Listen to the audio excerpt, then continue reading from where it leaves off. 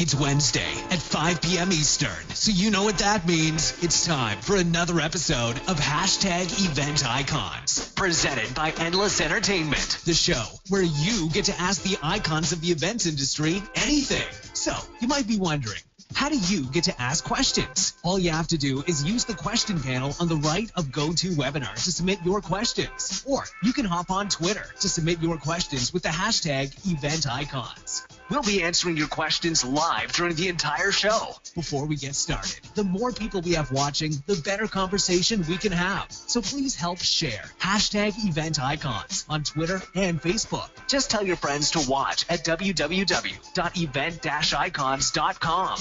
Now, without any further delay, this is #EventIcons with your hosts, Will Curran of Endless Entertainment and Laura Lopez of Social Tables. Right. Welcome, everybody, to another episode of Event Icons. I am today's host. I'm Laura Lopez with Social Tables, and I am very, very, very excited for today's show. We have Grant Mills and Adam Mills of Life is Beautiful. If you don't know this festival, you're missing out. But we're going to learn a ton about music festivals and how to put on humongous, large-scale events like festivals on today's episode. So, do you guys want to go ahead and introduce yourselves? Grant, we'll start with you. What's your name? What's your role with Life is Beautiful? And tell us a little bit about what got you into the events industry. Awesome. Well, first of all, I just want to say hello to everyone, and life is beautiful. We always like to remind people of that. So I'm Grant Mills. I have a twin brother who also looks identical to myself, so that's why I decided to wear the hat today, and hopefully it doesn't throw you off. You know, I have an interesting background. To kind of speed it up, I was around events my entire life, loved music, loved just going to sporting events, and then I really kind of found my niche. In college, my brother and I were working with a company called Red Bull, which we all probably know of by now, and which was Four Loko at the time. It's an alcoholic beverage, and they've kind of gone their own direction, but that was really the start of it. And then once we graduated, we had an opportunity to go on the road, and at the time, it was called, there actually wasn't a name for it, but now it's called experiential marketing. So that's really what fired it off for my brother and myself. And next thing you know, we were on the road full-time throwing events for Coors Light in the NFL. And at 21 years old, when you're traveling the entire country, and then you also get paid for it, something clicked, and it was when we realized our passion was also something that followed a paycheck. So it was pretty cool, and then that really grew from there. But yeah, that was really my start, and now over a decade later, we're at Life is Beautiful. Awesome. And did you do events before you got started with Red Bull? Yeah, there was, I mean, I would say very small ones, organizing. I played rugby in college, so I was obviously on the social chair, which is a great position to be in. But that's really when you start to realize bringing people together, and that's, you know, something else in events for me that really showed me the other side of it. You know, you're assembling these people, getting them in one room, they're sharing experience that can't be duplicated, you know, and it's here now. And that's really what kind of boosted the rest of the event world, and I decided I want to be here. Awesome.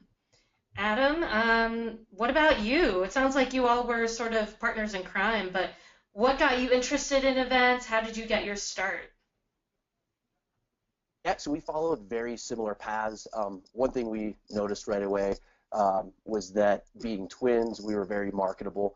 And we really figured out each other's strengths and weaknesses, and I think that's key in any business relationship. A lot of people will ask us, do we fight a lot? And the answer is no. You know, it's just a lot like a married couple. I know it's cliche, but that's just the way that we operate. So growing up, especially in college, we were kind of figuring each other out. By the way, we're getting a lot of people intoxicated with Four Loko. That was pretty insane time, I guess, in life, and then with Red Bull as well. So we were really sharing that experience. But the key to all of it was that we had an exceptional mentor, and that woman's name is Elizabeth Cannon. She was the one that really, I guess, gave me the opportunity with Red Bull. She's now very high up in Heineken. She represents that brand. But that's really what taught me about brands, and that there's these people that represent brands. Eventually, that has now morphed into, with a festival, we now know how to onboard brands. So we've seen that side, how brands like to interact with festivals, and so that goes to what Grant and I do today, and that's sponsorship sales. So we can really tell a brand our story and relate to their story and fit them into the festival model. And then just going off what Grant said about we were following our passion on the road, that's really how Life is Beautiful started. We said, what is our message? And that was back in 2012, and we said passion over paycheck. We want to bring someone to a festival. We want to inspire them through all these incredible activations, which is experiential marketing. And to us, it was challenging all these sponsors, and we gave them the space, and we gave them the audience. And, you know, here we are today in 2017, and we're on our 5th year with 130,000 people, and we started at 2 days and 60,000 people. So we've just had some incredible opportunities along the way.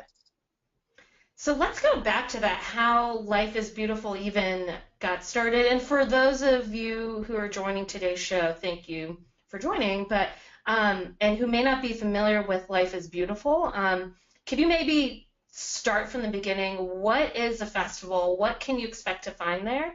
And then how did you get started? Do you just pick a day, find a venue, book, Britney Spears? Is that how it works? Or how did you eventually grow it to what it is today? And what is it? Yeah, I wish it was that easy. And I'll let Grant chime in too. But it started off in 2012. And let me tell you, the bigger version of this is the Downtown Project. So we were fortunate to come in contact with a guy named Tony Hsieh. He is the CEO of Zappos. His idea was to invest $350 million into downtown Las Vegas. And part of that fund was for small businesses. We were approached by a gentleman named Rehan Chowdhury, who is the original founder of Life is Beautiful. And funny story, my parents always said nothing good happens after 2 a.m. I met him at 3 a.m. in a club, and here we are today talking about year 5 of Life is Beautiful. So I met Rehan, and we sat down with a few other people, and we said, this thing's going to be 10,000 people. Maybe we'll just do 1 day in downtown Las Vegas. Tony, the brilliant guy he is, said, why don't we go a little bit bigger? And we did 2 days, 60,000 people, and we had some of the biggest names in music all at our little festival. So that's how it all got started back in 2013. And a really cool story with that original team, and everybody, you experience so much growth, people come and go. But at that point, we looked around the room and we coined ourselves the Festival Kids. And I think at that time too, I was probably, I was 30 at that point. And I was probably the oldest person except for Rehan in the room. So we just had a bunch of creative people, but we had a lot of hardworking people, and that's how we continued on to where we are today and building up a company. And what we are now is the largest independent urban festival. So that is Life is Beautiful, 3 days, 130,000 people. Wow. And all kind of, yeah. Well, one other thing that makes a story really unique and cool is that not only this urban environment that our festival sits on, so I believe now we're at, let's call it 18 city blocks. And in that 18 city blocks, that was an area that was completely looked past. You never went to Las Vegas and said, I'm going to go to downtown Las Vegas. And downtown, for those people who don't know, it's the North Strip. So we're talking Golden Nugget, El Cortez. And so just to the east of Fremont, which is Fremont East Street, that was these like dingy homes, broken lots. It was a very seedy area. So we also saw it as a challenge to put something there that you came there and experienced it 3 days out of the year. But if you came back, whether it was 3 months later, whether it was a year later, you shared an experience there that you still remember that day. And you may say to a friend, hey, we should go to downtown Las Vegas. I had an amazing time there. And the cool thing is we've set up infrastructure there through whether it's our partners or just people in the neighborhood who have restaurants, bars, it's a functioning ecosystem that we've created. So when Life is Beautiful isn't happening, now you can go there, you'll see these massive art installations, and even bring a friend and say, hey, this is D-Face. This guy's out of the UK. He came all the way to downtown Las Vegas just to put up this mural. So that's kind of the side story of really what we're now trying to grow into this 365 model and really taking the Vegas that you know and now completely taking that image, tearing it apart, and putting it into what we believe is the next phase for Las Vegas. Wow. And then let's just kind of use that as a jumping off point. You mentioned art installations. There's a lot of gallery installations as well that are indoors, but because I'm a huge appreciator of street art, so I thought it was pretty cool that you all just take over Vegas with art. So let's talk about the art aspect. How do you find the artists, or how do you go about bringing them to Vegas? And what exactly happens to the art after the festival is over? So that's a great question. We came in contact with an incredible curator. Her name is Charlotte Dudois, and Charlotte had just a list of all these exceptional artists, whether it's a street artist or an installation. And as Grant said, D-Face, who's very well known. We just came in contact last year with Shepard Fairey, who everybody knows, Obey. So again, we are bringing the biggest names in street art to downtown Las Vegas. We commission them to do a piece. What's great about, as Grant was saying, with downtown, we all become a family, even though everybody's operating their businesses independently, whether it's a casino like El Cortez or the side of an independently owned business. They will allow us to put this art on the side of their building. And obviously, now that it's been a few years, they've seen the traction with these pieces, and they've seen the traffic that comes out of it. More and more people are saying, go ahead, put that piece up. And typically they can live, some have lived 5 years, some will live, maybe a year, then we'll paint over that wall and get a new artist. But again, that goes back to the beautification of downtown. And the best part is we have an incredible story to tell with a very well-known street artist. Awesome. So one of the awesome things that I love about Life is Beautiful, and that you all have sort of touched on, is that it's a shared experience with 130,000 people all in downtown. So do you all have favorite experiences from the 5 years that you've been involved with Life is Beautiful that you want to talk about? That maybe it's a favorite experience of yours, or it was an experience that you helped an attendee to have? I guess, Grant, we'll start with you. What's a favorite experience that you've helped to create for an attendee? Well, I think we're at a point now in our career with events where in some ways, we're a little desensitized. So we forget that what our first concert was. I mean, I unfortunately cannot remember the absolute first, big show I was at. So what I get out of it most is watching someone come into the experience with absolutely no knowledge. And again, we're in a unique market like Vegas. So there's actually a kid last year who he had lost in a backpack or something. And so while we were going to the Lost and Found, we just started having small conversation. And I didn't realize it at the time, but as we started talking, he said, yeah, it's my birthday. My parents paid for this trip. My friends all came with me. I've never been to Las Vegas. I've never been out of my city. And now last night was one of the greatest nights of my life. And, wow. As someone in the event world, again, we're a little desensitized. It's kind of like, well, one, I was on a radio all night and I was working and I haven't slept for 4 days, but that's awesome. Like, this is incredible. And for him to be able to share that with his friends, and this goes back to shareable experiences. And that's what I think nowadays we're lacking with social media. And no offense to anyone involved in the social media, it's also the greatest thing in the world. So it's two-part, but I think that shareable experience, and whether it's with one person, whether it's someone you don't know, whether it's with a mom or dad or a brother that you've never spent time with, and you can look in the eye and kind of say, like, wow, we're looking at Stevie Wonder together. That was your generation. I know of him, but now we're sharing this. So it's a wide range of shareable experiences, and even if it's a culinary item, you've never had some food that's only made, in a Vegas chef decides to create that for our festival. So the biggest takeaway I say is just a shareable experience, and whether that's something that lives with you for the rest of your life, or you use that to build to these next ones and say, next year we're going to do something even cooler, whether it's another festival or you're going to do an activity or something outdoors. So that's really, for me, what continuously gets me to wake up every day and continuously do what we do with the festival. Wow, Adam, what about you? Do you have a favorite experience that you've created for the attendees of Life is Beautiful? For sure. I have plenty of them, but one highlight had to be last year. A friend of mine just so happened to be working for Vita Coco, and she brought this crazy idea to me. which I then brought to our lead producers. And what's funny with our lead producers, let's remember those are the people that always say no to everybody. And I think they, every time I come to them with an idea, they're already ready to shoot it down. So I came to them with a 350-foot long water slide that was 3 stories high, first ever done. And so in downtown Las Vegas on 10th Street, we took an entire block and we built this incredible water slide. And obviously people had the best time ever, and I still continue to hear about that experience. But something like that where you're taking this incredible water feature and putting it at a music festival. And keep in mind, we are not a Bonnaroo, we're not at a farm. We are in downtown Las Vegas. So it was an incredible experience for everybody. And like I said, anytime I can challenge our producers and we get something done and it makes everybody happy, then I'm happy. So that was key. And I can, at the end of this, I'll post the video, the recap video of this water slide, and hopefully some people that are listening or watching were able to check it out. That's awesome. Yeah, I would love to see that in action because I cannot imagine a multi-story water slide in the middle of the street, but that's pretty cool. Yeah.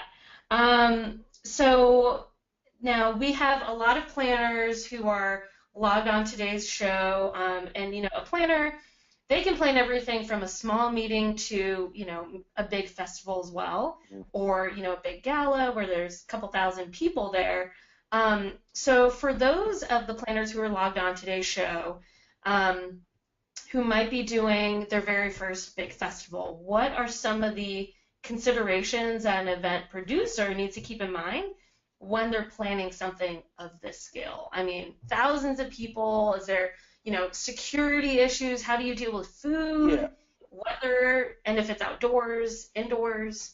So we'll break this up in 2 parts. I'll kind of take the first side of it on the micro scale, and then Adam can go a little macro. So the biggest challenge when you start an event is you have to be a realist. And I think, you know, we are creative. I mean, this whole thing would have never happened if we didn't have just ideas that were too far-fetched.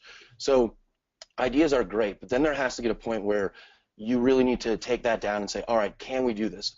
And I think really it's always good to go big, but at the same time, you know, you should have that challenge set whether it's every month or every year, whenever you're doing an event, and start small and go big, because those wins will tick off and you will thrive off those wins. And what I will say is when you are creating the team, we're good at, you know, one thing. For example, Adam's very good, you know, financially and also putting together models that work, whereas I love creative side. We can bounce off ideas, but we understand where we work. So I stay out of his way and he stays out of mine when it comes necessary. But I think when you're building a team, it's super crucial to admit what your faults are and just let that go. And even if you are the CEO, understand that there's going to be people, there's going to be an 18-year-old who you have as your intern who's going to have a better idea than you are. And it's going to sound stupid at first, but that will come back. And all I say is be open at all times. And just know that the next best idea or the next person that can help you, they will come through. And if you put the right team in place, it only gets better year after year. But you have to continuously listen, especially in the creative space or in the event space, because a lot of people are going to be involved. And then I guess the last part of that, and just events in general, is the emotional part. Is that being emotional is great because you should love your event, you should love what you do. But the minute that you allow that to get in the way of planning an event, so if someone just says, hey, go over there and do that, or do this, or I think we should do it this way, never look at it like, hey, he just told me to do that. In a lot of industries, that can be looked at as like, you know, wow, my coworker's a jerk. Like, I can't believe you said that. In the event world, it happens so fast. The minute you allow that to get to you, you should not be doing this. So let the small things go and just understand that tomorrow's a new day. Even the next 10 minutes is going to be a new day. So yeah, that's I guess the first takeaway, really on the smaller part of just wanting to walk into the event world. Wow, yeah, and I think anybody, and I'm sure for anybody who's logged on to today's show, chime in the chat and let us know, but I'm pretty sure if you are in the events world, you have to have a thick skin. You cannot be offended. You have to be able to change things on a dime, because the events world is so unexpected, you know, when it comes to weather, when it comes to a vendor coming through on something or an entertainment act. it happens often. So that is some really good advice. And I guess one last thing, I think, Yeah. in a lot of jobs, failure is something that you're shunned on and you get fired for, and it's over with. Where in the event world, failure happens every single day. Something fails, a system doesn't work, or someone shuts you down for something that you didn't know about because you don't have a permit. And if you look at that like a defeat, then you will lose. Yeah. Adam, what about you? What are some considerations for event producers when producing a ginormous festival like Life is Beautiful? I always, in the words of Gary Vee, I'm always about the long game. And that's one thing that when we got into this, so that goes to picking the right partners, whether that's someone that's doing the booking, that's helping actually produce the event. People forget we hire over 200,000 contractors to make this event happen. There's actually more than that. But when you break it down, each thing is its own department. So again, if you have a booking partner, our booking partner is Another Planet, and they've been our booking partner for the past 4 years. Again, some incredible people. But what you do when you lay down your foundation, I always say, go with the people that you know, and then go with referrals. And as we all know, that's that ecosystem that we've all created in this event world, is that, I need an accountant, or I need security, and it's all referral based. So for me, that's the biggest thing. And again, with these referrals and with these relationships, you're playing the long game already. So that's my advice when you're starting out. That's awesome. Yeah, I mean, I think the events industry has one of the strongest communities. That's actually my job, as I'm a community manager in the events industry.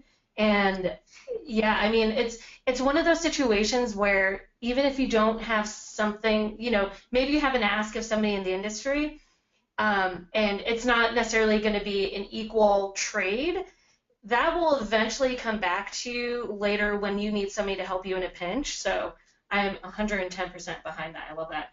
Absolutely. And one thing to chime in on that, and this is kind of a big takeaway just in life, is that especially in the event world, whether you're an intern in college or 10 years goes by, some person along the way will come back into your life, because that person that maybe was a tour manager or brand ambassador is now the account manager at a major agency that now you need to work with or want to work with, whether they're repping a brand, and now they have the control of that brand's budget.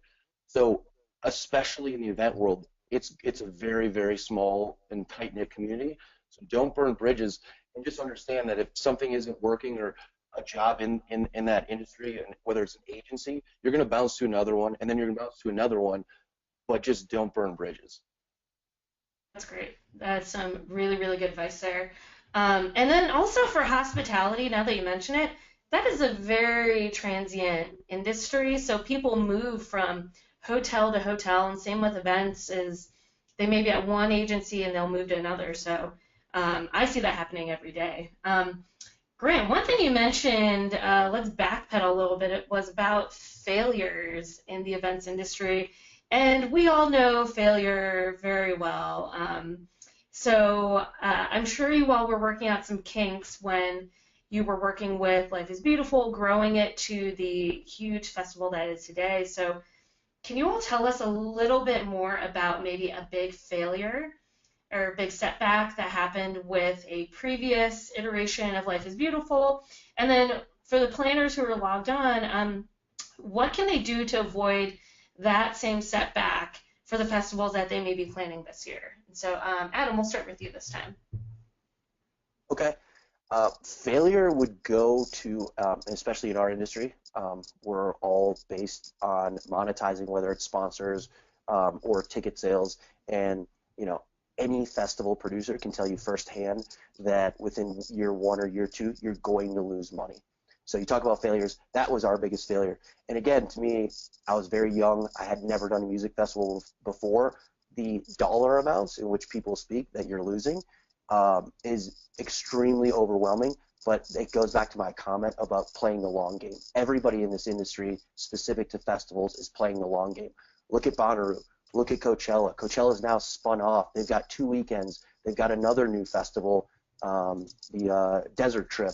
So, you're going to and you may lose a bunch in the beginning, but again, plan for that and know that when you're going to play the long game, you're going to be around for 5-10 years.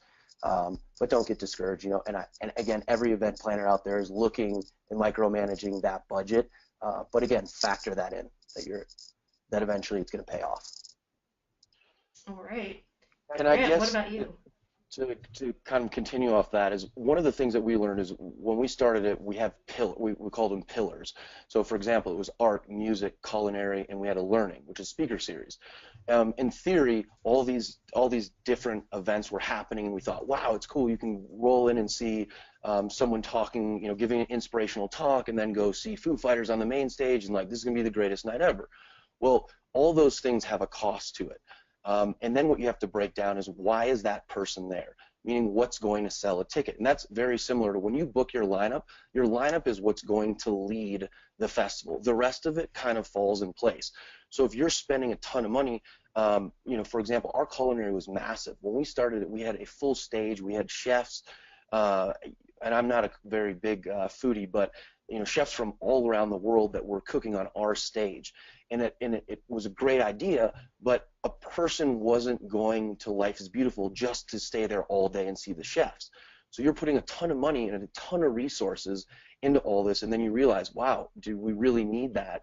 And maybe we can cut back the culinary. We still won't, you know, we'll still be a festival that isn't having hot dogs and soft pretzels. We'll still be a very curated festival when it comes to culinary, but maybe we don't need that stage that just sits there and has to be, you know, completely managed for an entire 3 days. So as far as a failure, it was more something to look back and really understand, is this worth it in the long run? And maybe we'll bring it back. But what we did decide is that after year 2, it wasn't necessary given what attendees were there for. So when you say failure, you know, that was a big one for us, and to really understand why the people were there and what they wanted to get out of it. And how do you usually get that feedback from the attendees? Do you all do a survey? Is it just, you know, anecdotes when you have your staff members or contractors talking to attendees? How did you even come to that conclusion? It's everything from post-event surveys and recaps that we give out to attendees. And as we all know, and every single person listening to this can understand, they usually don't take it just because they don't care. The festival's over. And even if there's a big incentive, maybe for free tickets for next year, they might consider it. But it's a little bit harder road to travel down. I think it really comes down to the team and saying what worked, really talking to industry people that were at the festival, because every festival there's tons of industry people. I mean, we personally, my brother and I, go to tons of festivals a year, and we're always the ones to give positive feedback, or even if there's just something small, like, hey, it took me 4 hours to go to the Uber line or the Lyft line, you know, that's a problem. But they want to hear that, and we want to hear that. And this goes back to, we'll call it criticism, or trying to find room to improve. So we're always looking for that angle and improve on it year after year after year. Yeah, I always give constructive criticism at the end of a festival. I will take that survey. Even if there is an incentive, I will always take the survey. And I mean, I'm usually, you know, if you want a brutally T-shirt, honest. Starbucks gift card, we'll hook you up. Yeah, I was going to say, even better if there's an incentive, like win-win situation. But especially for a festival, there are people who are diehard, yeah, like you mentioned, like they go to Bonnaroo every year, Life is Beautiful. They're festival junkies. I mean, if there's anything you can do to improve the experience, and plus, you know, you're like in the events industry, we're never short on ideas. So any new idea or experience that people want to build or they want to see for next year, like, I'm all about it. So, Absolutely. Awesome. So I'm going to take a quick break here. We have a couple of questions in from the audience. So, and we touched on social media a little bit. Fun fact, I learned that Grant does not have a Twitter account, but it's all good. I'm not trying to blow up your spot, but No, it's fine. MySpace is coming back, and when it does, guess what? My page will be propped for it. Grant is calling it right now. MySpace is making a comeback.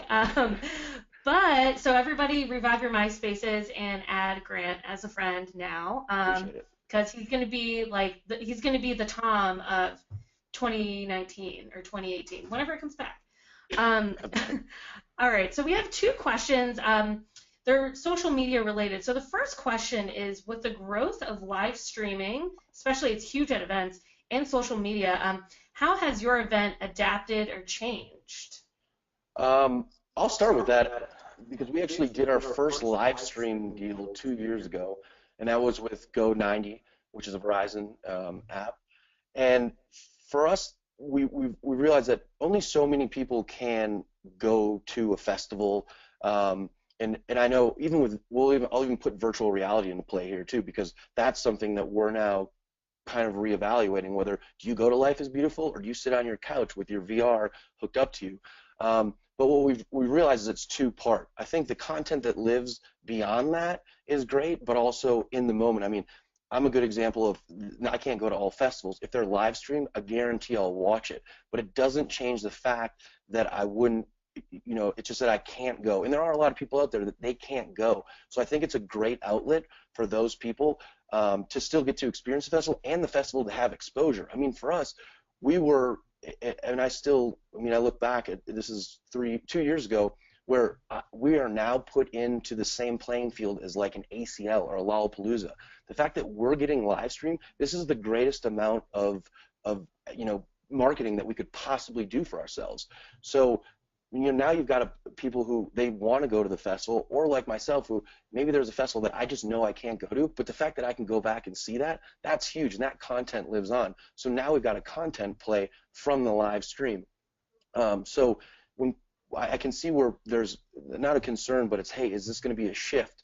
And at the end of the day, nothing replaces the real thing. There's a reason you go to concerts. There's a reason concerts in Live Nation, a company like Live Nation, is just absolutely enormous, because no one is not going to go see a show.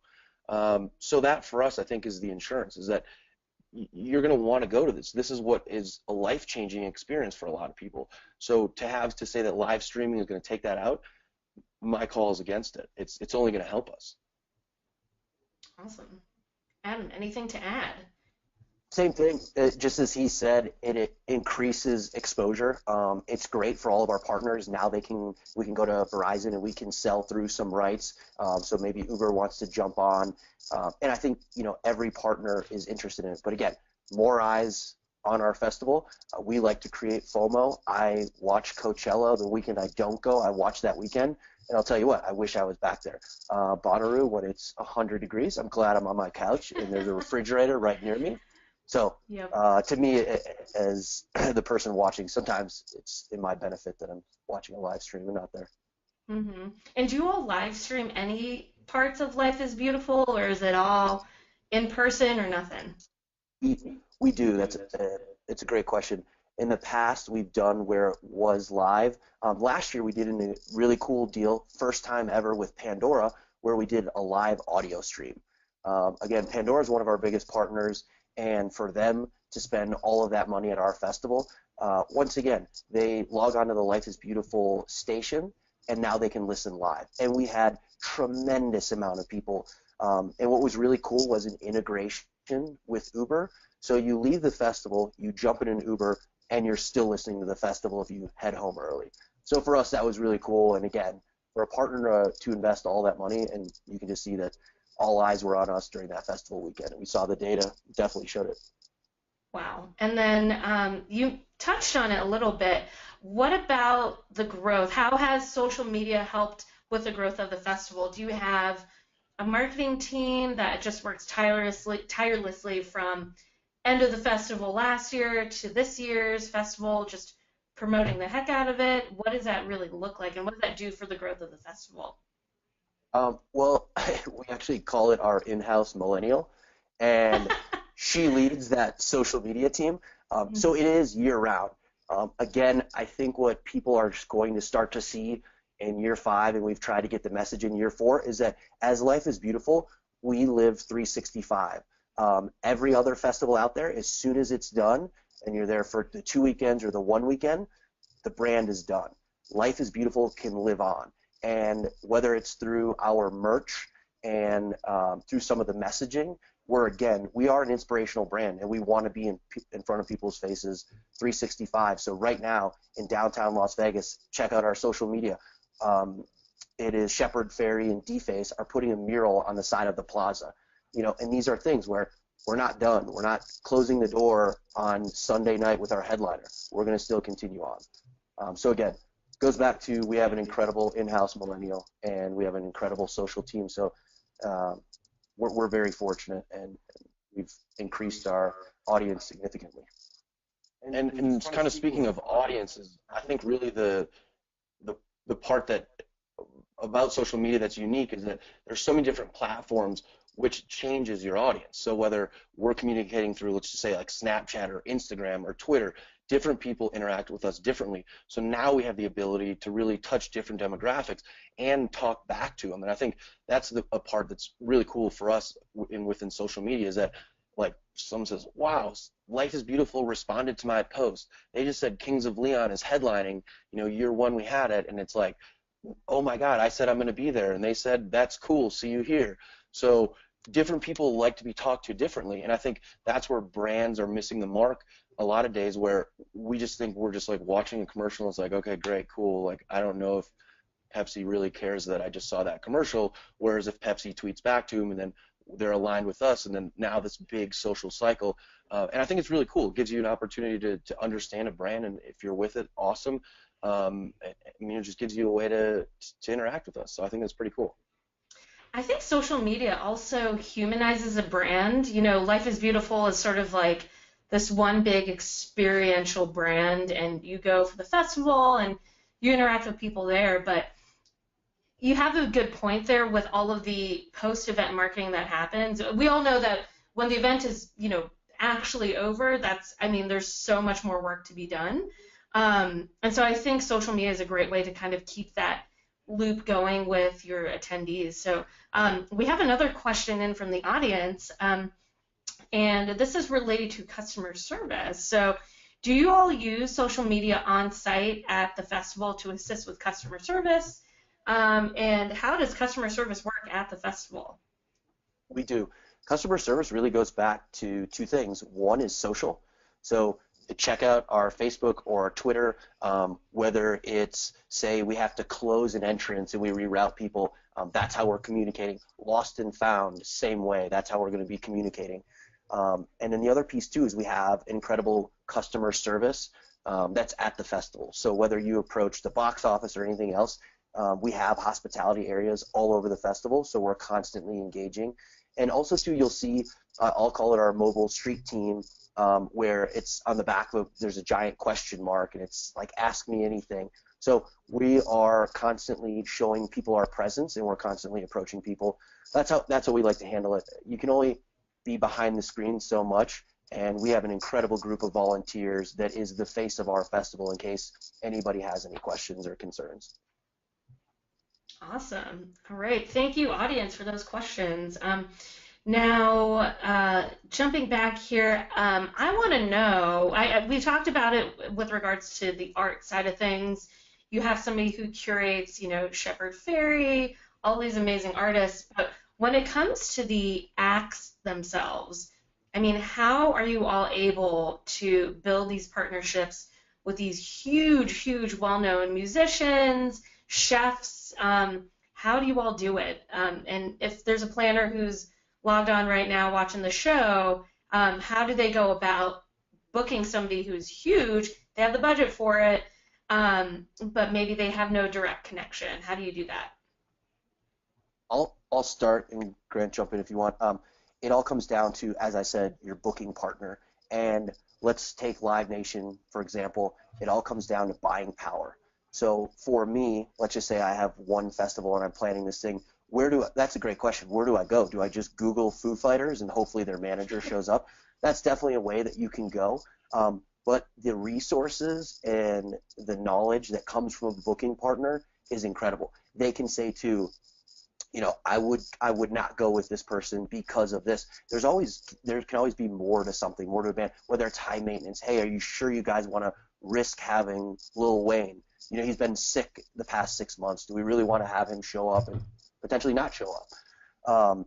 So again, it goes back to a great booking partner and find someone with buying power. So Live Nation, they'll go to Kanye, they'll do a 7-festival deal with Kanye, and so now his fee goes down exponentially because you're buying it through that booking partner. And I'll go a little deeper on this. This is something that a lot of people probably don't think about. Is there's a lot of partners out there that can help your strategy and give you demographics that are huge to your cause. So I'll use Pandora for example. Pandora knows, this is without us being a partner. They know who's listening to what in what markets. So we say, so you're a guy who wants to have like Jim's backyard barbecue, and you know that guys are going to come from Seattle and LA. Those are your two markets. But you don't know what's cool for them. So you go to a partner like Pandora and say, hey, I want to book country bands for my barbecue, and these are my two markets. What are people spinning right now, and what's the most popular? That's huge. So if you have the budget, or an event's big enough that makes sense for a Pandora or a Spotify to come in, those are really crucial things that can, really dictate who's going to buy tickets, because they're buying tickets in those markets. So for them to come to your market, there's a very good chance. So I guess keep in mind small things like that rather than just the very black and white of like, I want this band. How do I get it? Do I email the manager? Do I email the band? There's a lot of these resources and software out there and partners that'll be crucial to your booking. That's awesome. I didn't even think about that, thinking about the geographical area and how the different markets would impact what kind of artists they want to hear, because, Kanye may be huge in LA, but he may not make as big of a splash in, say, Nashville. So good tidbit there. And is there any, speaking of just artists, who are some of your favorite artists that have, one, come to life as beautiful, and two, that just like in general, like who are your favorite artists? Well, Adam and I have extremely different music tastes for the most part. So you do? I'll let him go first, and then I'll go. Okay. I'm very hip-hop focused, believe it or not. Nice. So, and my roots are in the Midwest. We're from Madison, Wisconsin. So if anybody knows out there, a little label called Rhymesayers, off that is a guy named Atmosphere. And Atmosphere is what we were raised in. And it surprises people all the time. I listened to a white rapper, well, as my parents say, growing up.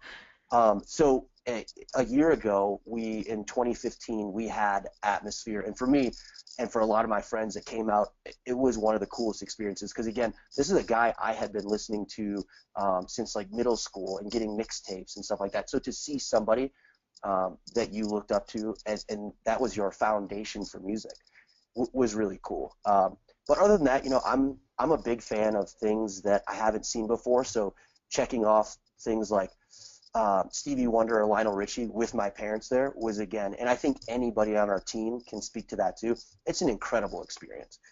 So someone who I never thought I'd really love, I turned out, these people are true performers. They are the eldest in the industry. You have to go see their show. They are icons. So Stevie Wonder, Lionel Richie, if you have a chance, go see them. That's awesome. Grant, what about you?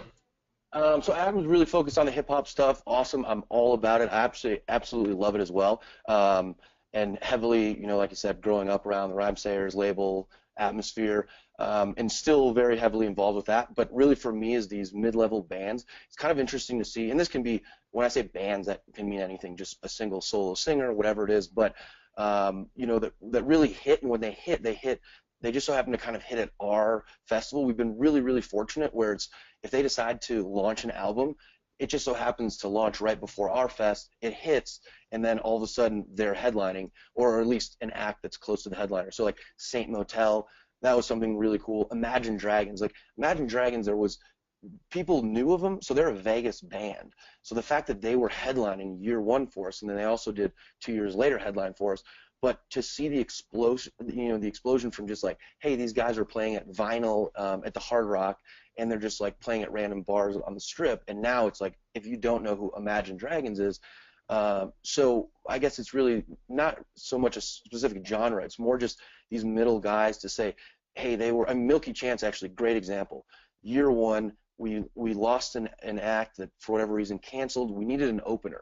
Well, at that time, Milky Chance had started to come through, and we just thought we get them booked. Well, then they had jumped over and started doing their North America tour. We just so happened to get them. And if now Milky Chance, some people will know it, some won't. But if you really look into where they are now, they're even to themselves like they're stars now. They're not just two dudes that were just like hitting keys in their dorm room or wherever it was. I mean, they're a big deal. So it's really cool to see that and know that they've had an impact on your festival. And hey, if they're back this year, like, that's awesome. If they're back next year, even better. But they keep growing as artists too.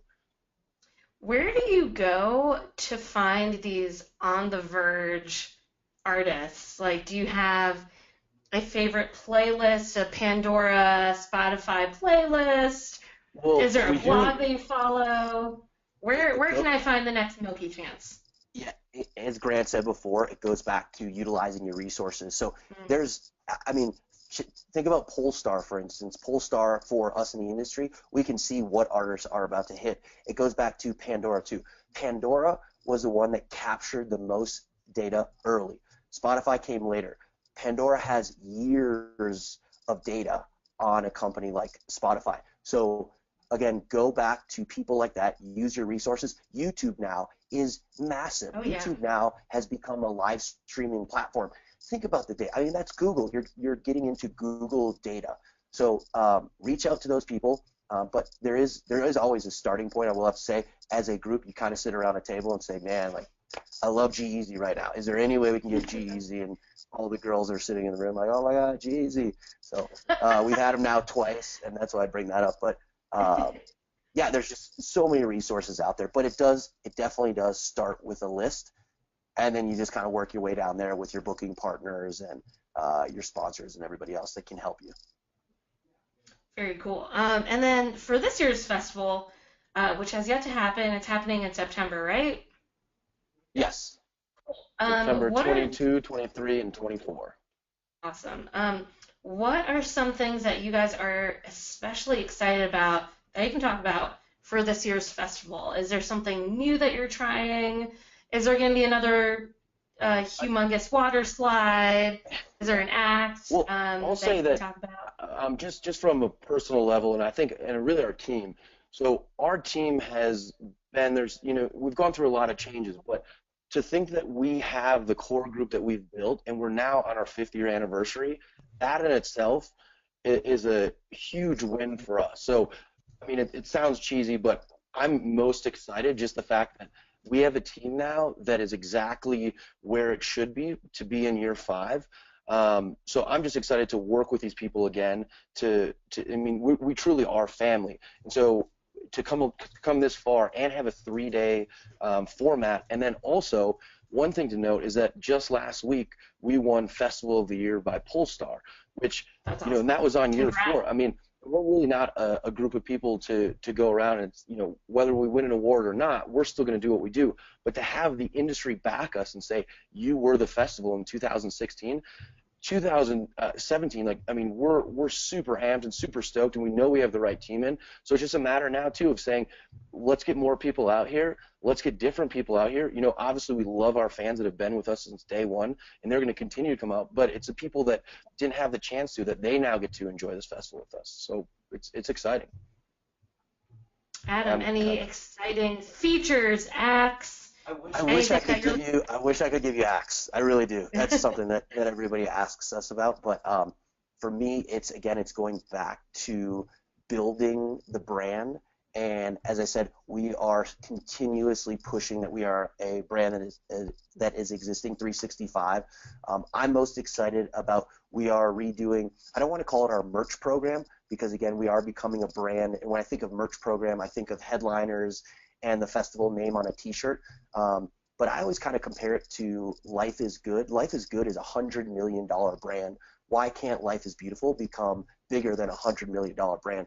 And so for Grant and myself and our creative team, we've got one of the most creative guys in the industry who is now building that program. So again, you're going to wear that message will always resonate with somebody. It's whether you are beautiful or life is beautiful.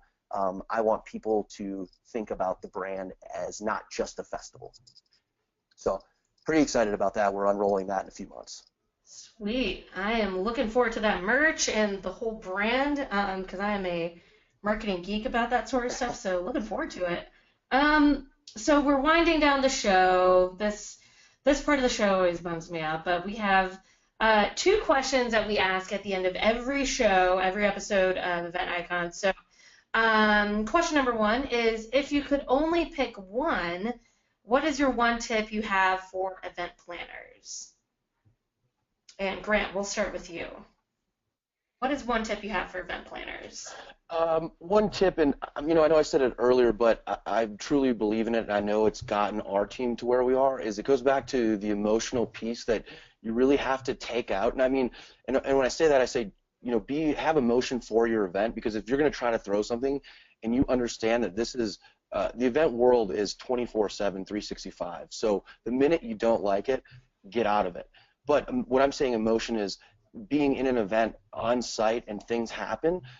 When you let that change the way you act, or it dampens your day, whatever it is, you need to take that out, and your whole team needs to also understand that. So if you're talking to me and I just walk away because I have to, it's not because I don't like you, because that's the reality. I have to go put out a fire. So that's really a big piece for me, and again, we have a team now that we're so close and we have such good gel that we get it. If you have to do something, or I say do this, I'm not saying it because I'm being mean.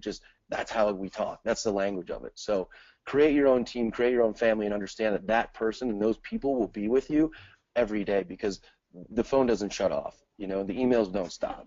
So love what you do and love who you're with. Awesome. Adam, what about you? What is one tip you have for event planners? Find a mentor, and that is absolutely crucial. Again, the two of us would not be here today if it wasn't for a mentor. So it's everybody from a guy that got us involved with Coors Light, or the woman that got us involved in Red Bull.